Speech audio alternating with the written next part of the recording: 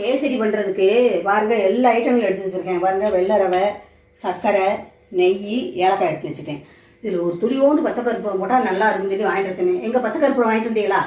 ஆமாப்பா, நானும் பச்சை கற்பூரம் கேட்டீங்கன்னு சொல்லிட்டு ஒரு கடைக்கு 4 கடை கேட்டேன். அவங்களெல்லாம் காட்டினாங்கப்பா. ஆனால் பச்சையாவே இல்லை, வெள்ளையாக தான் இருந்துச்சு. அதெல்லாம் நீ பச்சை கற்பூரம் கேட்டீங்கன்னு சொல்லிட்டு நான் எல்லாம் வாங்கவே இல்லை, வாங்காம தான் வந்தேன்.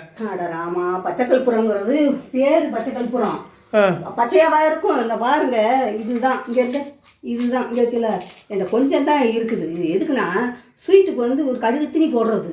சரி, நல்லா தூக்கலாக ஸ்வீட்டாக இருக்கும், வெள்ளையாக தான் இருக்கும். இதுக்கு பேர் பச்சை கற்பூரம். இது எதுக்குன்னா நிறையா கேட்டேன், நான் கொஞ்சம் வாங்கிட்டு வாங்கினது. இதை வந்து நல்லா பவுடர் பண்ணி, ஏலக்காயும் இதையும் பவுடர் பண்ணி தண்ணியில் போட்டு கொஞ்சம் மஞ்சத்தூள் கொஞ்சம் போட்டு வெளியே வாசலை துடைக்கிறதுக்கு தப்பா வாங்கிட்டு வர சொன்னேன் உங்களை. கொஞ்சம் ஈர்க்கட்டுமேன்ட்டு உங்களோட பெரிய இதாக இருக்குது. உங்க பச்சை கற்பூரம் பச்சையாக இருக்குமாக்க நினச்சேன்.